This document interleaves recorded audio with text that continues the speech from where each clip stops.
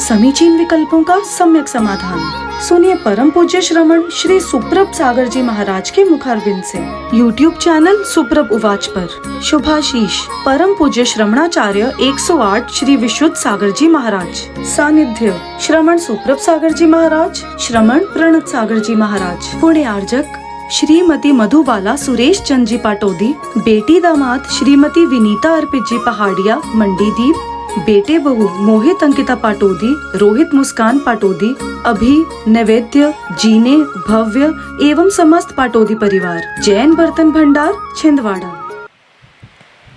ओम नमः सदेव। नमो नमः सत्हितंकराय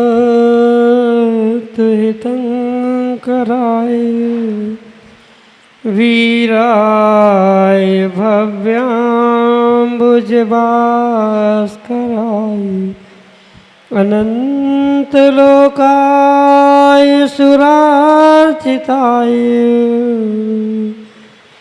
देवादिदेवाय नमो जिनाय देवादिदेवाय नमो जिनाय। पंच परमेष्टि भगवान की परम पूज्य आचार्य भगवंत गुरुवर विशुद्ध सागर जी मुनि महाराज की परम पूज्य मुनि श्री सुप्रभ सागर जी महाराज की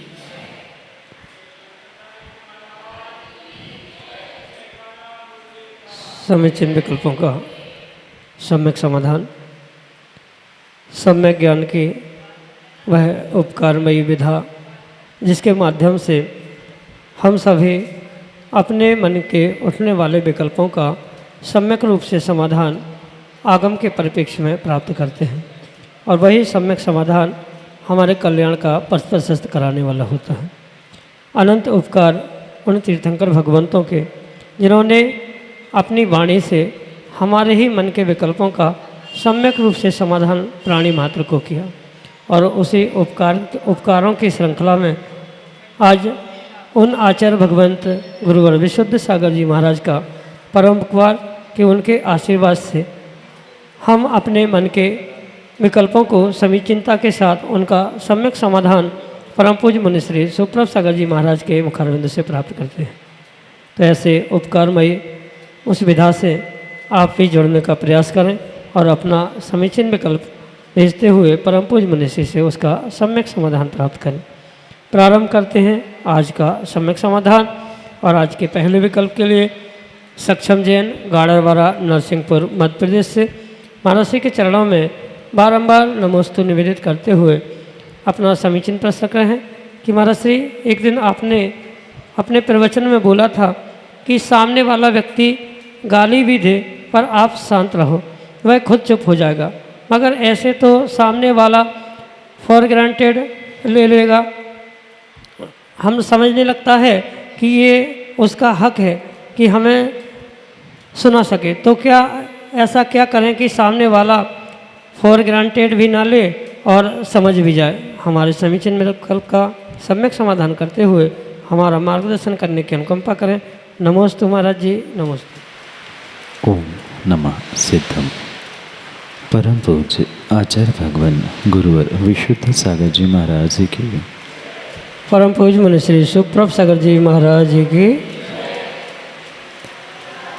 आप चाहे सामने वाले को गाली के प्रत्युत्तर के रूप में गाली दे, एक बात कहने के जगह चार बातें सुनाए, पर क्या किसी प्रकार से जो मामला या जो विषय जिस कारण से लड़ाई हो रही है या वाद विवाद हो रहा है, क्या वह किसी प्रकार से ठीक होने की संभावना है? नहीं है। इसलिए ये ध्यान रखें कि सामने वाला गाली देने के बाद आप कोई रिएक्शन नहीं दोगे और वो फॉर ग्रांटेड टिकट ग्रांटेड लेकर ये समझे कि नहीं मैं तो गाली देता ही रहूँगा, उसका काम गाली देना ही है, ये मेरा हक है आदि जो चाहे वह सोचे, जो चाहे वो करे। पर हमें व्यक्तिगत रूप से स्वयं का निर्णय करना है, क्योंकि हमें पापों से और हमें अपने आप को कर्म बंधन से बचाना। क्योंकि ये स्वाभाविक परिणति देखने में आती है कि अगर सामने वाला एक कहता है, एक गाली देता है, तो अगर उसके उत्तर में 2 कही है तो पुनः वो 4 कहेगा, पुनः 16 होगी और ये क्रम हमेशा हमेशा के लिए आगे बढ़ता रहेगा। इसलिए इसे कभी ना कभी तो विराम देना ही पड़ता है। जब आप स्वयं थक जाते हैं गाली देकर या उसको सुनाकर, तब तो शांत हो ही जाते हैं। जब आधे एक घंटे बाद शांत होना पड़ता ही है, तो क्यों ना हम पहले से ही शांत हो ले और जिसको जितना बोलना है बोल दे।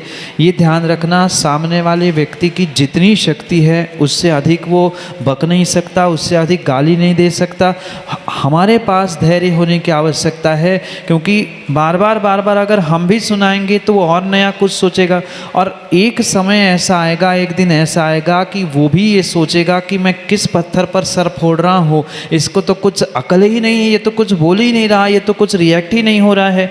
ऐसा सोचकर कभी ना कभी उसकी सोच में, उसके दिनचर्या में, उसकी क्रियाओं में बदलाव आने की संभावना है। और मैं तो कहता हूँ बदलाव हो अथवा ना हो, पर कम से कम हम तो पापों से बच रहे हैं, हम लोक व्यवहार में अपनी सज्जनता का प्रदर्शन कर रहे हैं। सामने वाला चिल्लाता रहे, जैसे कहा जाता है कुत्ता भौंकता है और हाथी चलता है, यही तरीका हमें अपने जीवन को सुख और शांति में बनाने के लिए हो सकता है। वो भौंक रहा है, भौंकने दो। अगर कुत्ते पर पुनः भौंकने वाला हाथी भौंकने लग जाए तो उसे हाथी नहीं कुत्ता ही कहा जा सकता है। इसलिए कुत्ता जब भौंक ही रहा है तो हम क्यों भौंके, हम तो और प्रदर्शित करें कि भाई देखो कुत्ता भौंक रहा था, मैं हाथी हूँ, मैंने रिएक्शन नहीं दिया, हमने कोई उत्तर नहीं दिया, उसका काम उसने किया।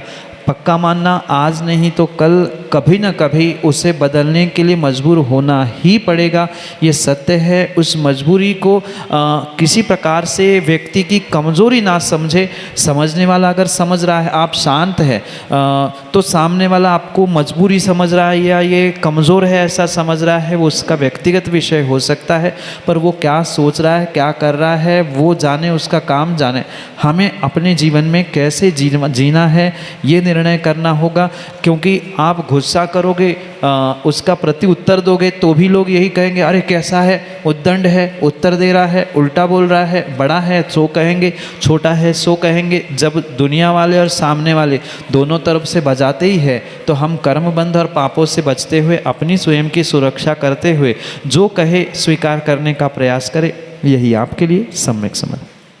श्रीमती सुलोचना जैन, लखनऊ उत्तर प्रदेश से अगले समय चिन्ह में कल्प करें। नमोस्तु महाराज जी।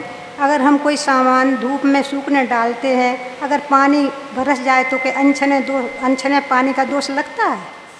अगर कोई खाद्य सामग्री सुखाने के लिए आपने रखी है, डली है, और कभी किसी कारण से अचानक बरसात हो जाए, पानी आदि गिर जाए, तो स्वाभाविक सी बात है वहाँ पर उसकी मर्यादा, क्योंकि पानी पानी है और उसको छान कर ही प्रयोग में लाना उचित है।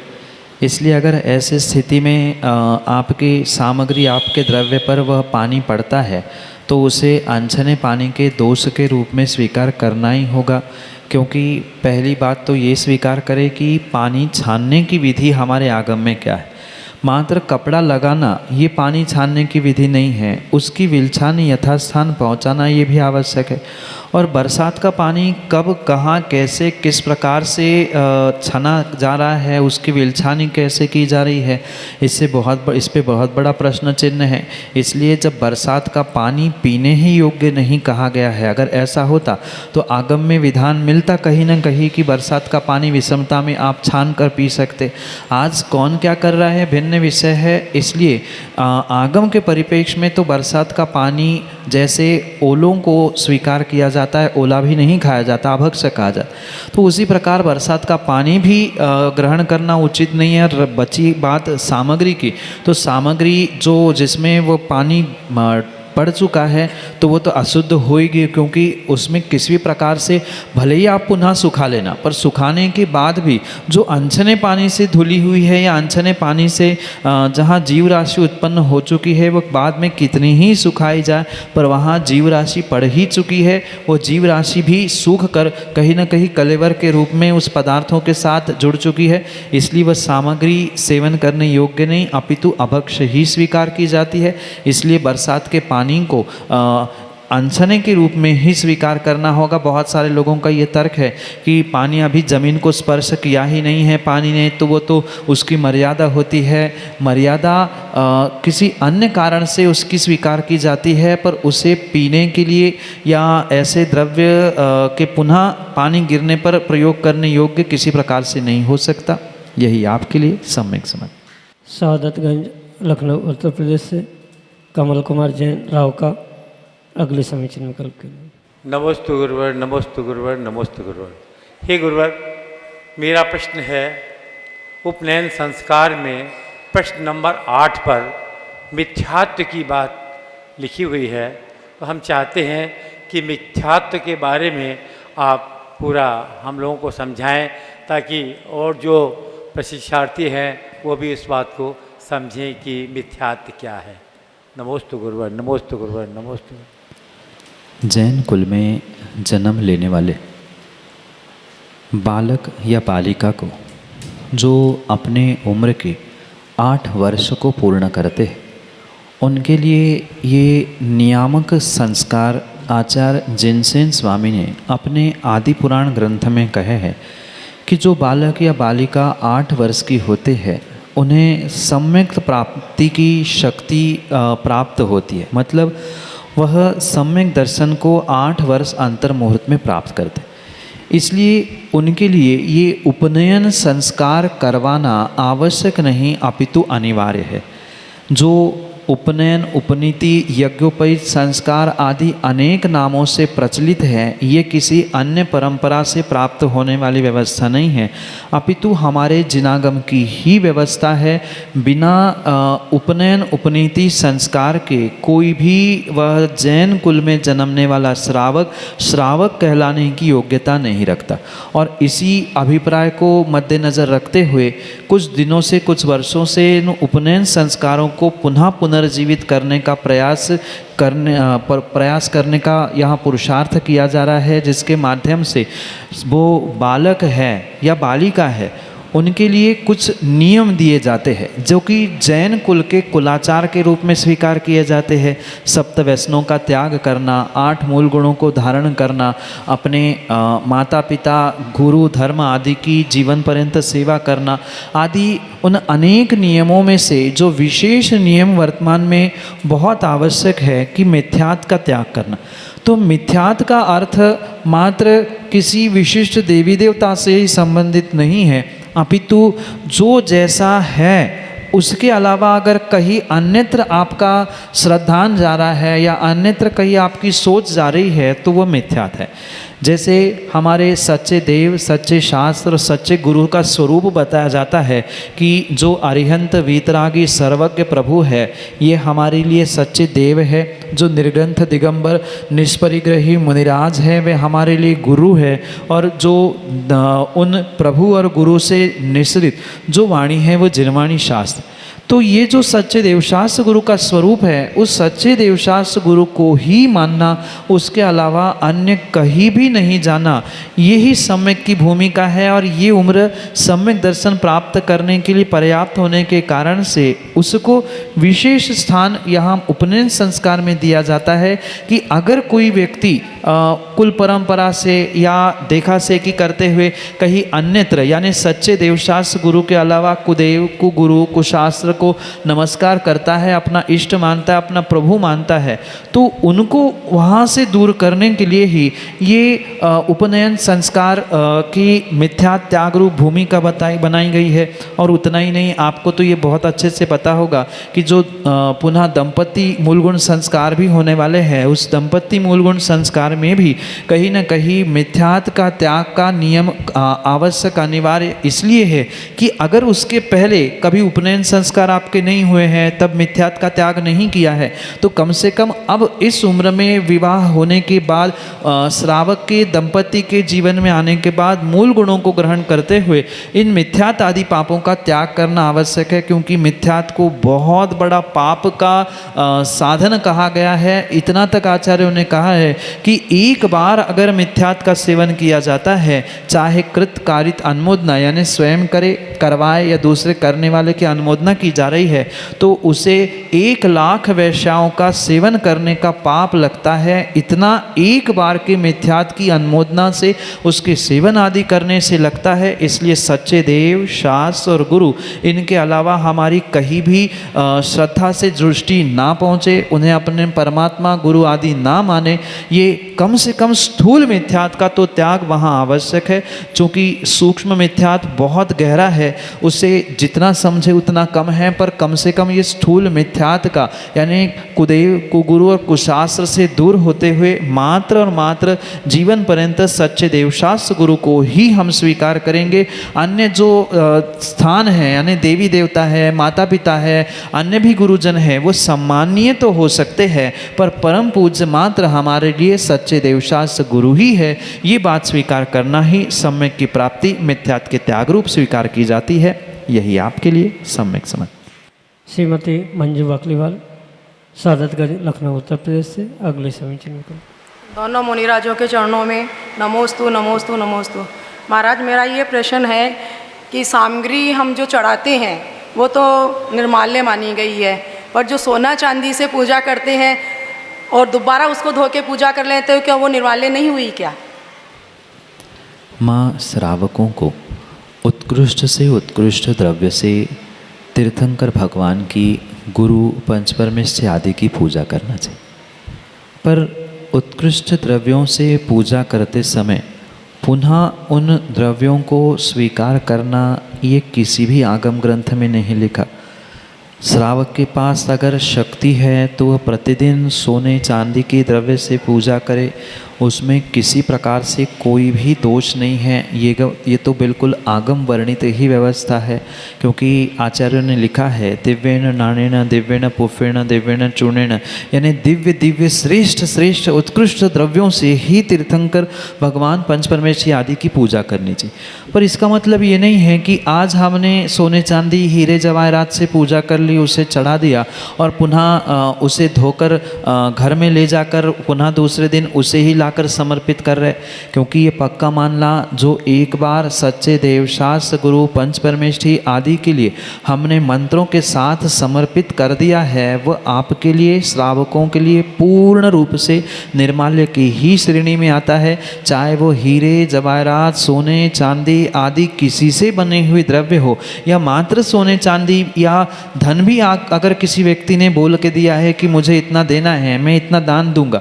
और नहीं दे पा रहा है, या अन्य किसी प्रकार से भी ये व्यवस्था है देकर पुनः ले लेना, ये पूर्ण रूप से निर्माल्य का ही सेवन करने योग्य कार्य कहा जाता है। और आचार्यों ने एक बार के निर्माल्य सेवन के फल का स्वरूप कहते हुए समझाते हैं कि जो ऐसे निर्माल्य का सेवन करता है, कहीं न कहीं वह अगली पर्यायों में 60,000 वर्ष तक विष्ठा में कीड़ा बनते हुए वह दुखों को भोगता है। इसलिए किसी प्रकार से ऐसा पुरुषार्थ ना करे। अगर ये दिखावे के लिए द्रव्य सोने चांदी के चढ़ाए जा रहे हैं, तो फिर दिखावे से मतलब क्या है? हमने समर्पित कर दिया, जैसे सामान्य द्रव्य हम पुनः उसे मुड़ के नहीं देखते हैं, बिल्कुल ऐसे ही निर्माल्य को समझना होगा। चाहे सोने चांदी की द्रव्य हो, चढ़ा दिया, समर्पित कर दिया, मतलब समर्पित कर दिया। अब वो व्यवस्थापकों का विषय है कि वो उस व्यवस्था का क्या करेंगे, क्योंकि कई सारे मंदिरों में हमने ये भी व्यवस्था देखी कि व्यवस्थापक उन सोने चांदी के द्रव्यों को अलग निकाल कर उसका प्रयोग मंदिर में कहीं अन्य प्रकार से करते हैं। ये भी उनका कार्य करना किसी प्रकार से उचित नहीं है, क्योंकि जो सामान्य द्रव्य का अधिकारी है, बिल्कुल उस सोने चांदी के द्रव्य का भी अधिकारी वही हो सकता है, अन्य किसी प्रकार से कोई दूसरा व्यक्ति हो ही नहीं सकता। इतना ही नहीं, कई सारे स्थानों पर हमने देख लिया कि पूजन करते समय पूरी थाली उठाकर ही अर्घ्य चढ़ाया जाता है, तो ये भी किसी प्रकार से उचित नहीं है। द्रव्य तो हम अपने हाथों में लेकर ही द्रव्य से चढ़ा जाए, किसी थाली से भी चढ़ाना है तो थाली से द्रव्य समर्पित करें, ना कि थाली चढ़ाई जाए। अगर थाली चढ़ा दी है तो दूसरे दिन पुनः उस थाली का भी प्रयोग नहीं करना चाहिए। इसलिए जब भी पूजा करे थाली से द्रव्य ना चढ़ाए, थाली में से हाथ में ले या थाली में भी दे रहे हैं तो थाली वहाँ पर जहाँ हम चढ़ा रहे हैं वहाँ समर्पित करें। अगर थाली ही अवतरित करते हुए वह वहाँ करके चढ़ाई दी है तो पुनः उस थाली को भी आप स्पर्श नहीं कर सकते या उसे सेवन नहीं कर सकते, क्योंकि वो भी मंत्रों के साथ चढ़ाए गए होने से निर्माल्य की श्रेणी में आती है। चाहे सोने की थाली हो, चाहे चांदी की हो, चाहे स्टील की क्यों ना हो, पर चढ़ाते समय ये विवेक रखना होगा कि द्रव्य अपने हाथों से थाली से ही उसे विसर्जित करने की आवश्यकता है। सबके अपने अपनी मुद्रा भी आगम में लिखी है कि पुष्प कैसे चढ़ाने होते हैं, चावल कैसे चढ़ाने होते हैं, तो उसी तरीके से हाथ से ही द्रव्य चढ़ाना चाहिए। अर्घ्य किसी प्रकार से थाली को लेकर या थाली चढ़ाना उचित नहीं है। और सोने चांदी की भी द्रव्य समर्पित की गई है तो उसको धोकर पुनः प्रयोग में लाना ये किंचित भी उचित नहीं है, वो निर्माल्य हो चुकी है। और निर्माल्य के 60,000 वर्ष तक विष्ठा में कीड़ा होने के बचने के लिए, उसके फल से बचने के लिए ऐसे पुरुषार्थ से बचने का प्रयास करें। नहीं हो, शक्ति नहीं है तो सामान्य द्रव्य प्रतिदिन चढ़ाए, अच्छे अच्छे चावल, अच्छे अच्छे द्रव्य चढ़ाए, पर सोने चांदी को चढ़ाकर दिखाकर पुनः धोकर वापस ले आना ये छल कपट करते हुए मायाचार भी ना करे और ऐसे दुर्गतियों को प्राप्त करने का भी पुरुषार्थ ना करे। यही आपके लिए सम्यक समझ। सादतगंज लखनऊ उत्तर प्रदेश से विकास जैन अगले स्वामी जी में कल्प। महाराज जी नमोस्तु। महाराज जी मेरा एक प्रश्न है, मन में कई दिनों से शंका चल रही है कि आदमी जब घर से नहा के आता है वो शुद्ध कैसे होता है? घर के कपड़े, घर का स्नान कोई शुद्ध होता है क्या? ये मन में शंका है, इसका समाधान कर दीजिए। अगर घर का स्नान गृह शुद्ध है ही नहीं तो फिर नहाने की आवश्यकता ही क्या है? फिर तो अगर आपको शुद्ध होना है तो हमेशा ही कोई ऐसी अलग से व्यवस्था बनाने की आवश्यकता है जहाँ आकर आप जाकर नहाकर शुद्ध हो सकते, क्योंकि ये तो विवेक का और प्रैक्टिकल नॉलेज का अभाव होने वाले ही व्यक्तियों का कहना है कि घर का स्नान गृह शुद्ध हो ही नहीं सकता। फिर तो घर की रसोई भी शुद्ध नहीं है। घर के रसोई में अगर आपने भोजन किया है तो आप कभी भगवान को, गुरु को स्पर्श करने का विचार भी ना करें। ये विवेक पूर्वक करने वाले कार्य है। जो आगम में लिखा है कि प्रातः उठकर घर में अपने स्वयं के स्नान गृह में नहाने के बाद शुद्ध वस्त्रों को पहनकर मंदिर में पहुंचना, ये ही आगम की विधि है।